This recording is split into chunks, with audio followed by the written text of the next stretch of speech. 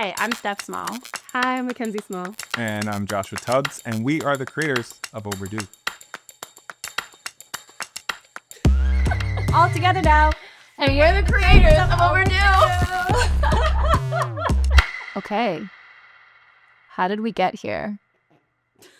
We made the apartment for ND. Yeah. So it was an original creative project that we started with. And then through that came the idea of building that into an actual series. So it was like one creative project bridged into the next one.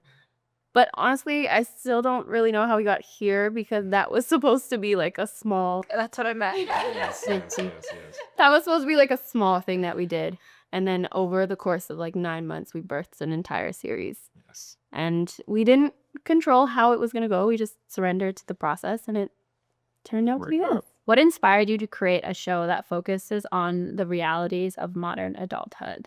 This started by like a conversation of talking about those 90s sitcoms and how unrealistic they were, and how, what if there was a show that talked about your rent going up and you're like, okay, what are we going to do? How are we going to pay for this? Or how are we going to pay for Netflix just keeps going up and up and up. And how Friends, they lived in like this Manhattan apartment that was probably worth millions of dollars. Meanwhile, we don't even know what they did for a living. So the fact that we could make a show that was rooted in reality. What do you think makes Overdue stand out in a genre filled with shows about young adulthood? Even though we do speak about like the trials and tribulations of like finding friends and love interests and all of that stuff that most of these shows talk about, we also deal with that uncomfortable conversation about your finances. And I think that's what really makes this stand out, is how much nowadays that really is the forefront of like friendships and relationships as well, and like how you navigate that in every single day. 20s looks a hell of a lot different. Oh, no. My Netflix payment just came out today, so this is not gonna go through. But it is about making young adults, especially young adults who grow up in the city, feel more heard. That like, you know, that whole conversation around baby boomers being like, you'll be able to afford a house. We went through the same things that you guys did. It's showing like, no, you guys didn't go through the same things that we're going through right now. And we're all going through it together. So, you know, having a show where that's reflected in the characters and the storylines and the friendships and all the relationships and all of that is something that I haven't seen, something that we want to watch, and something that we wanted to create. Yeah, and essentially it's the new, I'd say, coming of age type film. Like most coming of age TV shows or movies, it's high school, college, but we're now in a time where, you know, being in your 30s, you're still figuring things out. You still don't 100% know where things are going. And we don't even know where the world is headed half the time. So it's a way to really be grounded in the now, but at the same time still whimsical about, you know, what the future could hold. This show takes inspiration from 90s sitcoms, but with a modern dramatic twist. How did you balance the nostalgic feel-good vibe with a more complex struggles of adulthood today? I think that's like where the comedy comes in, but like the comedy being the struggle. Because it is. Yeah, literally, like the situational comedy. I think that's like really what it is. It's just like, I have to laugh at this life because If I don't. what else are you gonna do? I can't be crying all the time, or I can't be stressed all the time, or Exactly. worried. Literally what Savannah says, like, this is the best we can do right now. Like, we can't go on vacation. This is what. Our rooftop pool is in our... Yeah. This Jasmine. This daydream is all we can afford right now. What we want is to also like bring some lightness to the world, as much as like the stress and the struggles of every single day. I think it's also really nice to be able to like watch something and kind of have that like relief, that comedic relief of like, oh, like other people are dealing with this. Yeah. Oh, I can laugh at this and like kind of feel good after that. Why was it important for this show to be set in Toronto? And what does the city uniquely bring to the story? Toronto has become a really cool place in culture. A lot of our musicians and a lot of, you know, people talk about Toronto, they come here, they know what it is, but we don't actually see it in the media. We don't actually see it on television. We have a lot of shows that film here, but we always turn it into New York or an American city. So having a city that is so big in culture, but also not seeing it and not really knowing what it's about, we wanted to fill that gap. So we wanted to have a show that you could say, oh, you know, it's not just the CN Tower here. We have bars and we have clubs and we have high rises, and we are a pretty big city. So it was nice to kind of fill that gap and see what Toronto really is. Living in Toronto means battling both literal and figurative cold. How did you weave the city's challenges into the overall concept of the show? And how did the setting shape its themes of hope and despair? Damn. So I think a lot of that also comes into like the color of the show and the vibe of the show. Like Toronto is really cold. Like cool right now. but like not only weather, like also kind of like the vibe sometimes of the people. Any metropolitan city, you have that cold vibe. But I also think because we are a smaller city and because it's so cold, most of our winters, like you're just bouncing from your apartment to your Uber. There's not as much like talk happening like on the streets as much, so it can feel cold and isolating, like especially for someone new coming into the city. And then also it being really cold and like people wanting to escape, like people going on vacation is a priority for a lot of people because like we have so many gray days, and like when in February you're like, get me out of here. I need to find a way to get out of here. But it's like, but we don't have the money to travel, so it's like, how do you find ways to like find joy and excitement and fun?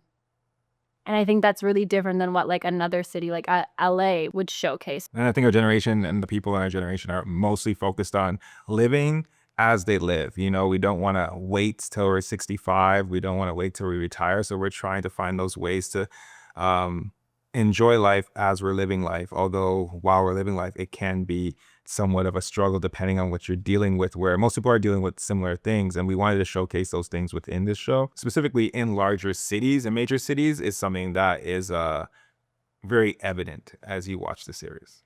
Explain the drug idea. Did you make me read that? Because I'm laughing about it. Guys, I know what we should do. We should just sell drugs. Oh, what? Because we're blacks? Ah, it's because we're black. Is it because we're black? It's because we're black. I think like when you watch, for example, Insecure, there's just like the craziest things that happen that we were like, okay, we need to put in a scenario that's just like so crazy, but then also like Not far off. not far off. Like there could be someone that's like, I've been in that situation. I've considered it. I've thought about it. I've proposed the idea. But like that's not what our show is about at all also. So it's like there's such a contrast, and it was a risk at first because we were like, we don't want this show to like come across that way as well.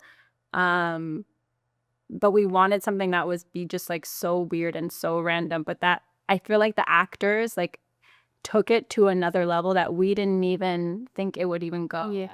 That scene when we filmed it, I was laughing for hours. We didn't think it was gonna take. No, the amount of times it took you guys To get it together. to say it's because we're black. Like, Yeah. Cut it. That was good. The B-roll on that scene is gold. Yeah, yes, definitely. Mine is- and Jillian really held her own and like gave us so much more to work with. Yeah. That was just so hilarious. Okay, I'm just gonna say it. It's not a bad idea if we just try selling drugs. Why do you keep bringing up drugs? I don't It's because understand. we're black. That why you keep Just tell us. It's because we're black, right? No, it is not because you're black. Okay, Then what is it? What is it because of? It is because we are poor. We're Poor? I'm not poor. I'm not poor. Why Listen, I feel like that's Quinn is about to turn me into a multi-trillionaire, right? But I think because what we're living in is already wild, you don't even notice that until you get to the actual wildness of the drug idea. Yeah. Who is your favorite character? Haley. She wasn't my favorite character when I wrote it at all. She was like the character that I was like, nah, she's cool.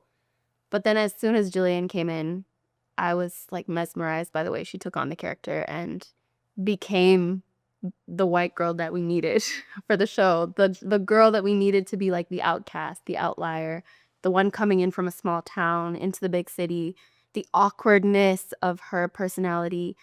It was so perfect. And so when she came in with that, the first day I was like, oh, I think this is my favorite character. Mine definitely is Malik. Like 100%. And I honestly think it's like because I had so much fun styling him. This guy just breaks the boundaries. And it's like I would just think about like it's like a mix of like Lakeith Stanfield with like ASAP Rocky. And it's just like how do we put these random pieces together to like come up with this like weird outfit? But then his personality is like that too, which is really cool. So I really think he's super complex, and I think there's so much that we can see from him and so much growth opportunities that he has to go through, that I think watching him evolve and the way he interacts with the different characters and also the stuff that we've also decided, I'm very excited to see, which we didn't show in the pitch reel, but he's definitely like visually from a style perspective my favorite. Yeah, I would say I like to break the cast into the eccentric characters and then like the leveled characters. So I would say like Savannah and Darius are like the leveled, and then we have Jasmine, Malik, and Haley that are kind of the eccentric characters. So I feel like there's different times like can live through them in moments of things that you'd want to say or that you would witness and you'd be like, what the hell? Perfect example was the bar scene when Malik is just like, yeah, my Netflix came out. I'm not able to pay for this. And then he passes it to Jasmine, and Jasmine's just like, ew, no. But then like the reaction from Darius of like seeing that and was being real and just passed on was just hilarious. And even Savannah was like, Oh. Oh no. Looks like you're up, rich girl. the eccentric moments that happen in moments where you've either been in and seeing that, like those three characters like really embody that, and it just makes it like just fun because you get to see now the level-headed characters react to like those moments. This pitch reel is just a glimpse, and there's so much more to come. What aspects of the series are you most excited for people to experience? I think coming from a writer's perspective and acting in it, I'm really excited to write the relationships and how they evolve over the season and seasons.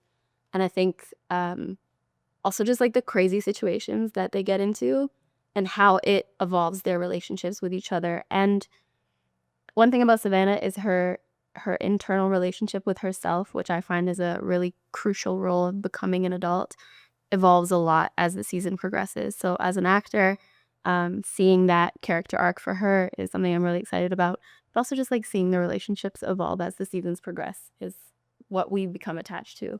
I think the thing that I'm most excited about is evolving the aspect that our city has in our show, highlighting our favorite locations, having our characters wear Toronto-based brands, featuring artists, musical artists, visual artists, as like guests in our episodes. We really want to incorporate the city in so many different ways, and creatively I think it'll be really exciting to be able to showcase how much true talent that our city has in this show, and I think that is going to be something that like we haven't really seen before. Yeah. And I just think I'm looking forward to highlighting the problems that just happen in general in the world. It's just the craziness that happens, and just adding in life experiences into the show, whether it's heightening them or just actually leaving them as they actually were. And you're like, wait a second, that can't be real. No, that was real, or that's not real. Nah, that's just heightened and how it is. But adding those just crazy situations, I'm looking forward to seeing all those play out through the different characters. So that's where I'm excited about.